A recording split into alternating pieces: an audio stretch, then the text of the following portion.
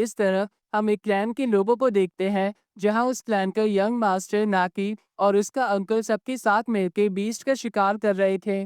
तभी वो लोग देखते हैं कि एक स्काई लेवल मैंग्रू नाम का बीस्ट बहुत तेजी से एक इंसान की तरफ बढ़ रहा है, जो इंसान असल में मैक्स ही था। पर उन लोगों को लग रहा था कि मैक्स अकेला है और ये मैंग्रू उसे मार देगा। इसलिए नाकी जल्दी से उस मैंग्रू पर निशाना लगा के एरो चलाता है, जिसके बाद उस क्लैन के बाकी लोग उस मैंग्रू पर हमला करके उसे मार देते हैं। जिसके बाद नाकी मैक्स से कहता है कि ये इस मैंग्रू बीस्ट की टेरिटरी है। अगर मैं सही समय पर तुम्हें नहीं बचाता फिर तुम आज यहाँ मारे जाते। ये सुन के बबाता हंसने लगती है और मैक्स से कहती है कि ये मैंग्रू अर्ली स्टार लेवल पर था, जिसे तुम एक ही सेकंड में मार सकते थे। पर नाकी को लग रहा है कि तुम एक न्यूबी हो और इसने तुम्हारी जान बचाई है। तभी नाकी मैक्स से उसका नाम पूछता है, जहाँ नाम बताने पर नाकी मैक्स से बोलता है कि तुम्हारा आर्मर बहुत ही अलग है, क्या तुम यहाँ से बहुत दूर रहते हो? इस पे मैक्स हाँ करता है। तो ये सुन के नाकी मैक्स से कहता है कि तुम्हें अकेला नहीं रहना चाहिए, क्यों ना तुम हमें ज्वाइन कर लो, हम यांग यांग सिटी जा रहे हैं, इसलिए तुम हमारे साथ चलो। तभी बबाता मैक्स से कहती है कि यांग यांग सिटी एक बहुत बड़ी सिटी है, जहाँ पर हमें ब्लड क्रिस्टल के बारे में इंफॉर्मेशन मिल सकती है, इसलिए तुम्हें इनके साथ चले जाना चाहिए। तो मैक्स बवाता की बात मान के नाकी और उसके साथियों के साथ जाने लगता है। जहाँ जाते हुए उस क्लैन के लोग आपस में बात करने लगते हैं कि हमारी यंग मास्टर कितने काइंड है, जो इन्होंने इस न्यू वी को प्रोटेक्ट कर लिया। अगर इनकी जगह कोई और होता तो शायद इस न्यू वी को अकेला छोड़ देता।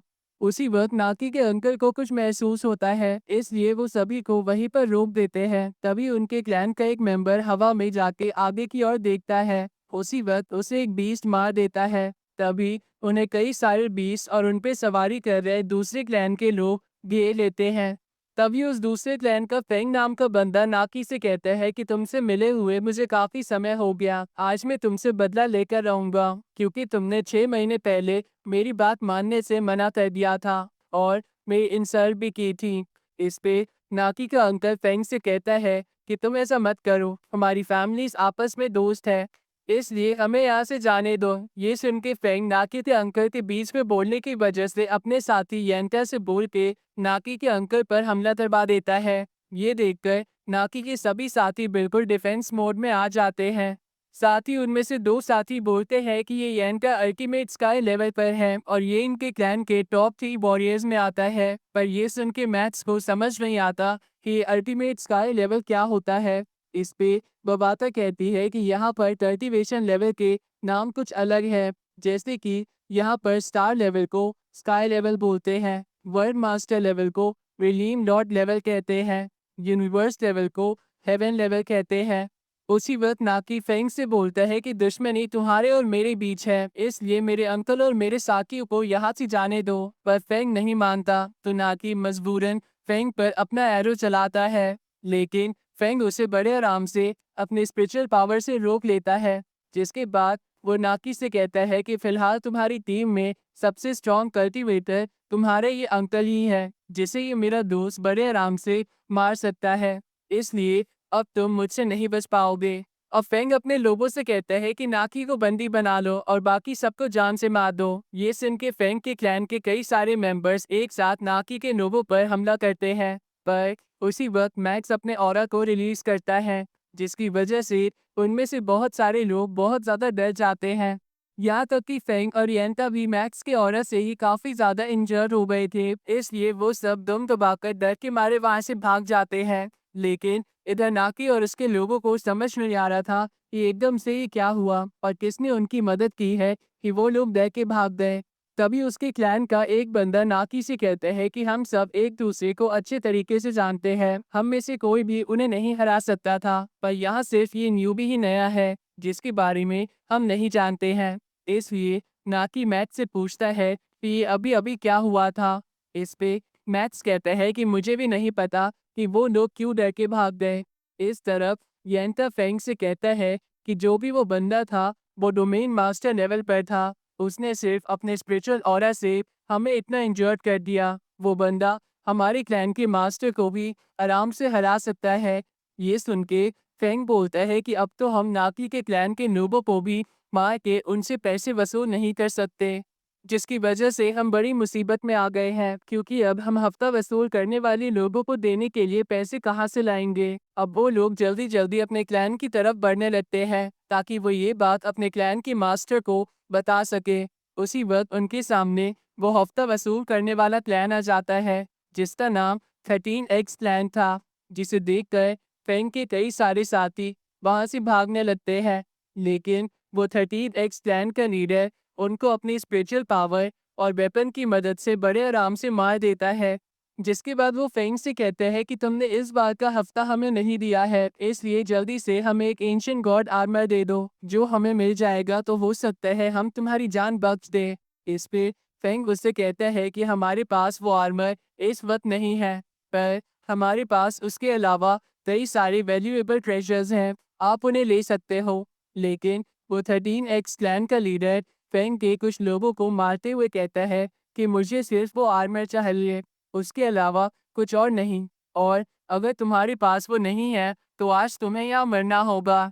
ये सुन के येंटर सभी से कहता है कि जल्दी से यहाँ से भागो।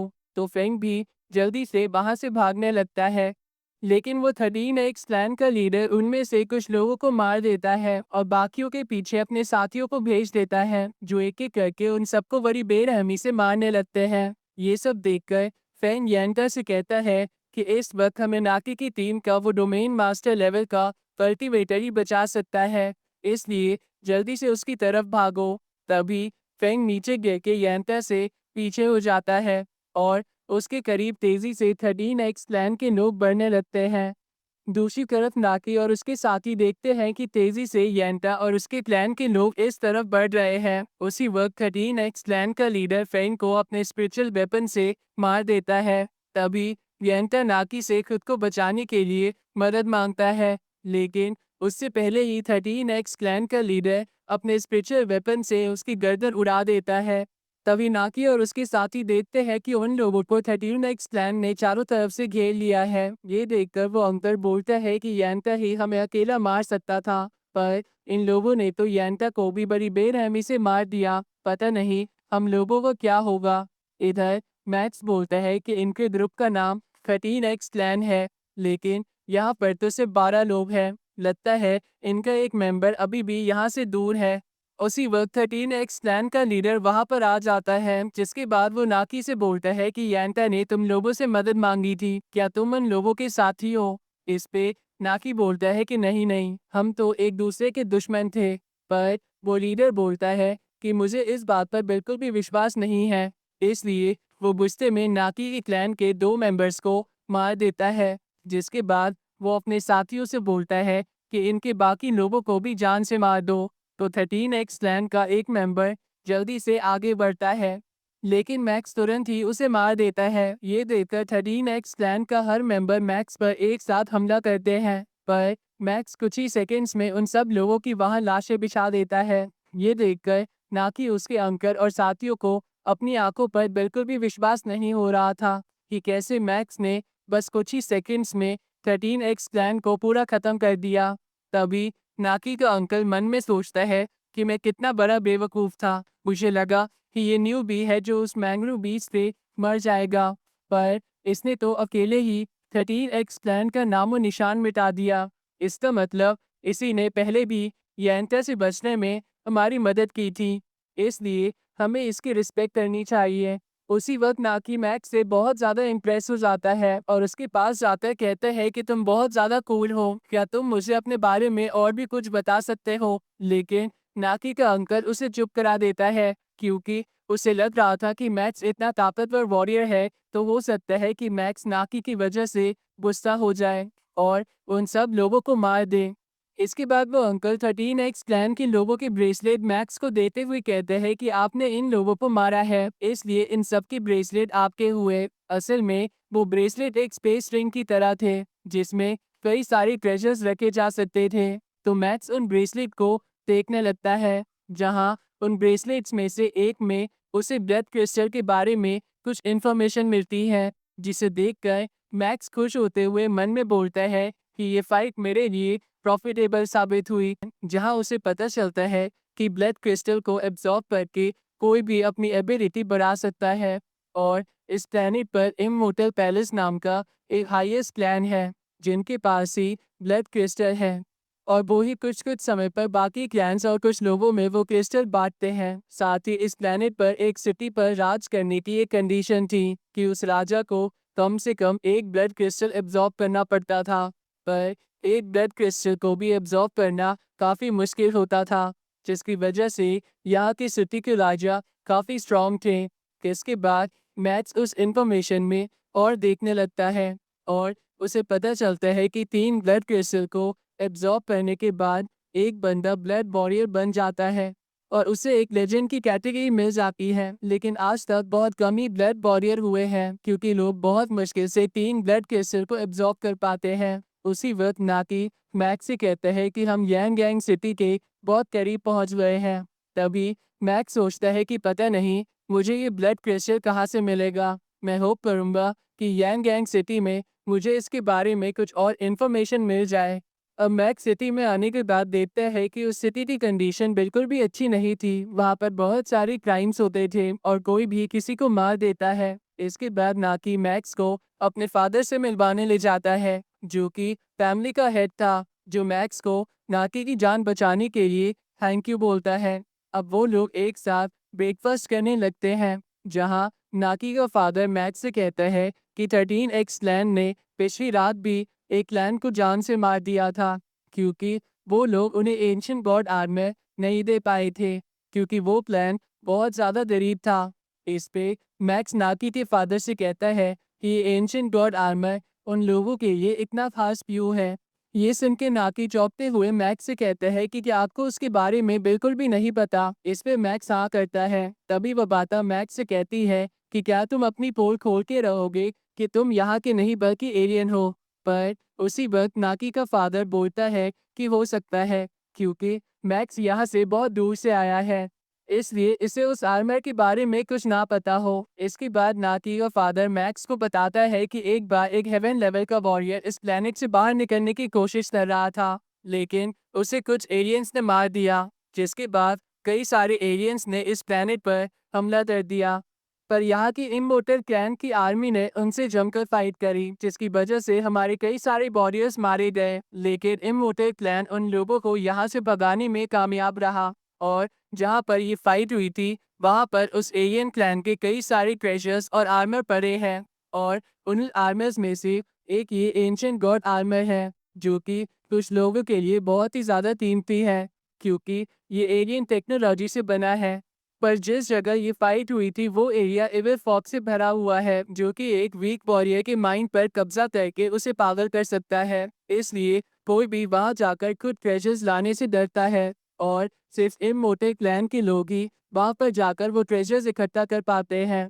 लेकिन क्योंकि मैं एक अमीर बिजनेसमैन हूँ, इसलिए मैंने कुछ लोगों से कनेक्शन बना के वो आर्मर खरीद के 13 एक्स क्लैन को वो आर्मर दे दिया था, जिसकी वजह से मेरे क्लैन के लोग बच गए।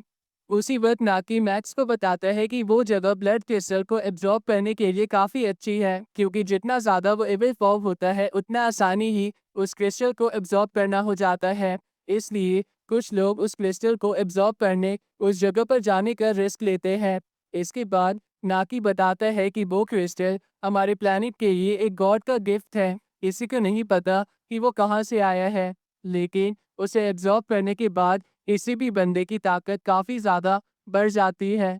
तो ये सब सुन के मैथ सोचता है कि अगर मुझे वो क्रिस्टल मिल गया और मुझे उस क्रिस्टल को एब्जॉर्ब करने में मुश्किल होगी, तो मैं उस लड़ाई वाली जगह पर चला जाऊंगा, ताकि मैं उस क्रिस्टल को आराम से एब्जॉर्ब कर पाऊँ। तभी मैथ्स नाती के फादर से पूछता है कि क्या वो क्रिस्टल हासिल करना बहुत ज़्यादा मुश्किल होता है। इस पे नाकी का फादर बोलता है कि हाँ बिल्कुल, इमोर्टल पैलेस के लोग कभी कभी चुन कर उन क्रिस्टल को सिटी के राजाओं को देते हैं, जिसकी वजह से यांग सिटी में बस सिटी लॉर्ड सी फेंग की फैमिली और यहाँ पर एक अमीर बिजनेसमैन चुन यू की फैमिली के पास वो ब्लड क्रिस्टल है। ये सुन के मैक्स कुछ सोचने लगता है। रात को मैक्स इसके बारे में कुछ और इन्फॉर्मेशन इकट्ठा करता है और उसे पता चलता है कि सिटी लॉर्ड सी फेंग की फैमिली में कुछ डोमेन मास्टर लेवल के कल्टीवेटर हैं, जिन्होंने ब्लड क्रिस्टल को एब्जॉर्ब कर रखा है। पर दूसरी तरफ चुन यू की फैमिली में सिर्फ एक ही डोमेन मास्टर लेवल का कल्टीवेटर है। लेकिन वो अकेले रहकर अपना कल्टीवेशन करता है और चुनयू की फैमिली का हेड भी सिर्फ यूनिवर्स लेवल पर है। इसलिए मैक्स सबसे पहले चुनयू फैमिली में ही वो क्रिस्टल ढूंढने आ जाता है। अब मैक्स वहाँ छुपते छुपते उस क्रिस्टल के बारे में इंफॉर्मेशन ढूंढने लगता है, जहाँ वो अपनी बॉडी को चेंज करके मोसट लैंड की बॉडी एक्टिवेट कर देता है, ताकि वो किसी भी फॉर्म में चेंज होकर जल्दी जल्दी इधर उधर भाग सके। तभी मैक्स वहाँ एक बंदे को देखता है जिसका लेवल तो कम था, लेकिन वहाँ के गार्ड्स उसकी काफी रिस्पेक्ट कर रहे थे। इसलिए मैक्स मौसा क्लैन की बॉडी की मदद से वेनम की तरह बदल कर उस बंदे के पीछे जाता है और फिर उसे अपनी स्पिरिचुअल पावर की मदद से अपने काबू में कर लेता है। जिसके बाद मैक्स उस बंदे की मदद से चुन्यू फैमिली के हेड के कमरे में जाने लगता है, जहाँ वो बंदा मैक्स के साथ था, इसलिए कोई भी मैक्स पर शक नहीं कर रहा था। अब वो दोनों चुनयू फैमिली के हेड के कमरे के सामने आ जाते हैं, जिसके बाद वो बंदा गार्ड से कहता है कि गेट खोलो, हमें मास्टर ने बुलाया है। तो वो गार्ड मास्टर से पूछने के लिए अंदर चले जाता है, पर वो मास्टर इसके लिए मना कर देता है कि मैंने किसी को भी यहाँ नहीं बुलाया है। ये सुन के सभी गार्ड्स बिल्कुल सतर्क हो जाते हैं। तभी चुन यू क्लैन का वो हेड जो कि यूनिवर्स लेवल पर था, वो कमरे से बाहर आ जाता है और जिस बंदे पर मैक्स ने काबू कर रखा था उससे पूछता है कि तुम यहाँ पर किसे लेकर आए हो। ये सुन के मैक्स सोचता है कि अब तो वो पकड़ा जाएगा, इसलिए वो बिना कुछ सोचे तुरंत ही उस हेड की तरफ बढ़ने लगता है, जहाँ ये देखकर सभी गार्ड्स मैक्स पर एक साथ हमला करते हैं। तो मैक्स अपने बद में बोलता है कि सब यूनिवर्स लेवल के गार्ड्स हैं, ये मेरा कुछ नहीं बिगाड़ सकते। और मैक्स उन सब पर कंट्रोल करके उनके हाथ से ही उन्हें मरवा देता है, जिसके बाद मैक्स उसको पकड़कर वहां से ले जाता है। दूसरी तरफ हम चुनयू फैमिली के उस डोमेन मास्टर लेवल के कल्टीवेटर को देखते हैं, जिसको उसके बारे में पता चल जाता है और वो तुरंत ही उस जगह पर आ जाता है और इतने सारे कल्टीवेटर्स की लाशें देखकर उस बंदे की गर्दन पकड़ लेता है जिस पे मैक्स ने काबू कर रखा था। अब वो उस बंदे से बोलता है कि मेरी फैमिली का हेड कहाँ पर है, लेकिन मैक्स के काबू में होने की वजह से वो बंदा कोई भी जवाब नहीं देता। इसलिए वो डोमेन मास्टर लेवल का कल्टीवेटर उसे जान से मार देता है। उसी वक्त वहां पर चुन यू फैमिली के कई सारे गार्ड्स आ जाते हैं, तो वो डोमेन मास्टर लेवल का कल्टीवेटर उन सबसे बोलता है कि यहाँ पर रात को कौन आया था। इसलिए वो गार्ड्स कहते हैं कि हमें इसका तो नहीं पता, हमें बस इतना पता है कि जिसे आपने अभी अभी मारा वो बस उस बंदे को यहाँ पर लेकर आया था। वो डोमेन मास्टर लेवल का कल्टीवेटर गुस्से में उनमें से कुछ गार्ड्स को मार देता है। ये देखकर बाकी सारे गार्ड्स उस डोमेन मास्टर लेवल के कल्टीवेटर से बोलते हैं कि मास्टर प्लीज हम पर रहम कीजिए, उसका चेहरा ढका हुआ था इसलिए हम उसे नहीं पहचान पाए। ये सुन के वो कल्टीवेटर बाकी गार्ड से कहता है कि जल्दी से जल्दी पूरी यांग गैंग सिटी में छानबीन करो और पता लगाओ कि हाल ही में कौन इस सिटी में नया आया है, और अगर तुम एक दिन में उस बंदे का पता नहीं लगा पाए तो तुम सब मरोगे। इस तरफ हम मैक्स को देखते हैं जो उस फैमिली के हेड को हवा में ले जाते हुए उसकी ब्रेसलेट को चेक करने लगता है, पर उसे पता चलता है कि उसके पास कोई भी क्रिस्टल नहीं है। इसलिए मैक्स अपनी स्पिरिचुअल पावर से उस हेड को अपना गुलाम बना लेता है। तो गुलाम बनने के बाद वो हेड मैक्स को बताता है कि मेरे उस डोमेन मास्टर लेवल के कल्टीवेटर के पास भी एक क्रिस्टल है, पर वो उसे एब्जॉर्ब नहीं कर सकते, नहीं तो अब तक तो वो सिटी लॉर्ड बन चुके होते। साथ ही वो मैक्स को बताता है कि सी फेंग जेन के पास भी वो क्रिस्टल है जो आवारागर्दी करता रहता है और उसी ने वो क्रिस्टल मेरे को अपने पास दिखाया था। ये सुन के मैक्स सोचता है कि अगर सी फेंग जेन के भाई ने उसे वो क्रिस्टल दिया है तो जरूर उसके भाई के पास कई सारे और भी क्रिस्टल्स होंगे। इसलिए वो सबसे पहले सी फेंग जेन के पास जाकर ही उस क्रिस्टल के बारे में पता लगाएगा। इसके बाद मैक्स उस हेड को अपनी स्टोरेज रिंग में डाल लेता है। इस तरफ हम इस स्थिति के राजा फेंग सियोंग और उसके आवारा भाई जैन को देखते हैं, जहाँ सियोंग अपने भाई से बोलता है कि ये चिन्यू फैमिली का डोमेन मास्टर अचानक से पागल क्यों हो गया और पूरी सिटी में छानबीन क्यों करवा रहा है।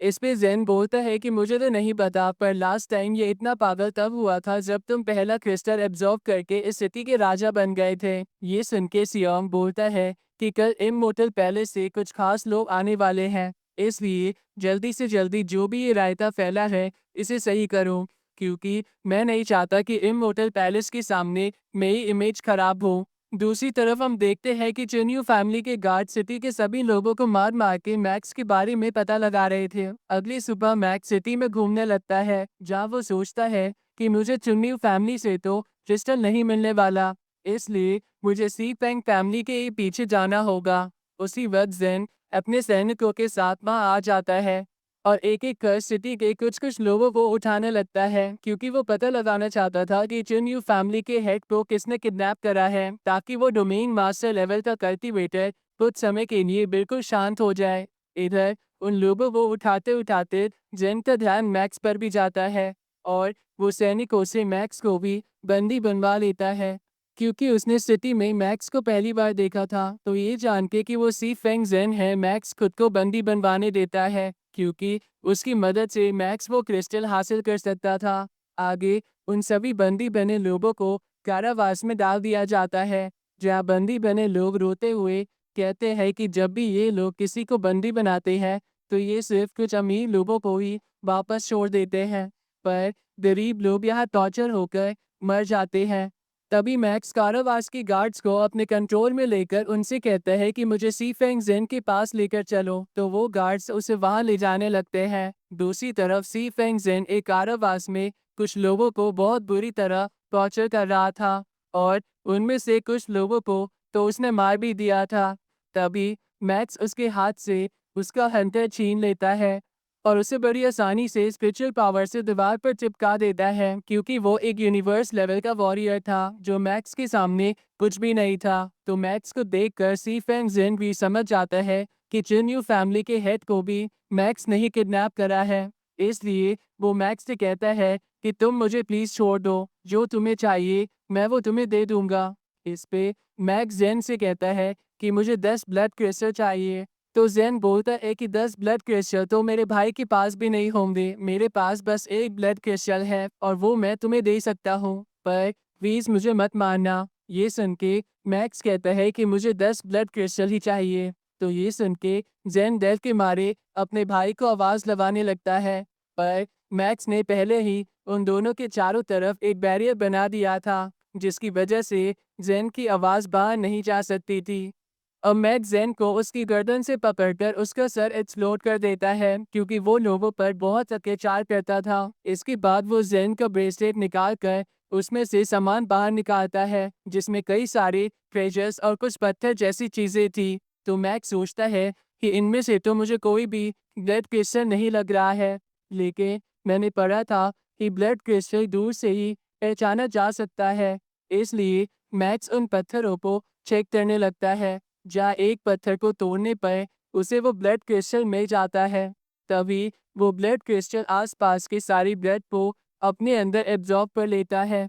इसके बाद मैक्स उस ब्लड क्रिस्टल को अपनी स्पेस रिंग में रख लेता है और बोलता है कि मेरा पहला मिशन कंप्लीट हो चुका है। इसके बाद मैक्स उस कारावास में कैद उन कैदियों को भी आज़ाद करवा देता है। इसके बाद मैक्स आसमान में चला जाता है और उस ब्लड क्रिस्टल को बाहर निकालकर उसे एब्जॉर्ब करने लगता है, जहाँ एब्जॉर्ब करते वक्त उसे बहुत ज़्यादा दर्द हो रहा था और उसके ब्लड सेल में काफ़ी चेंजेस हो रहे थे।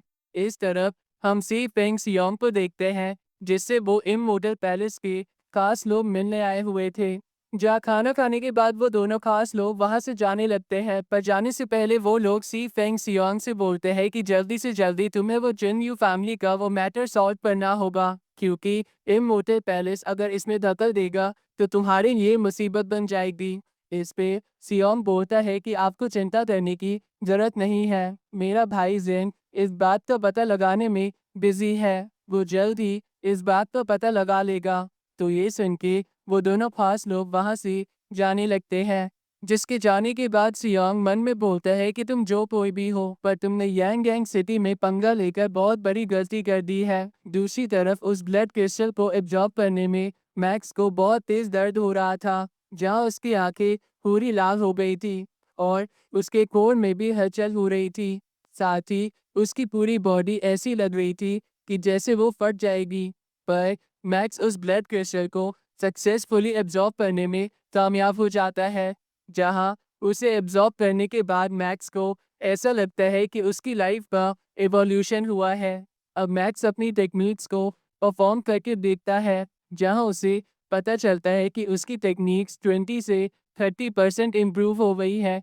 तो ये देखकर मैक्स बोलता है कि एक क्रिस्टल से इतना कुछ हो गया, अगर मुझे कई और क्रिस्टल मिल जाए तो उसका इफेक्ट तो अनइमेजिनेबल होगा। इसलिए मैक्स डिसाइड करता है कि अब वो सी फेंग सियोंग के पास जाएगा और इसी के साथ ये पार्ट यहीं खत्म होता है।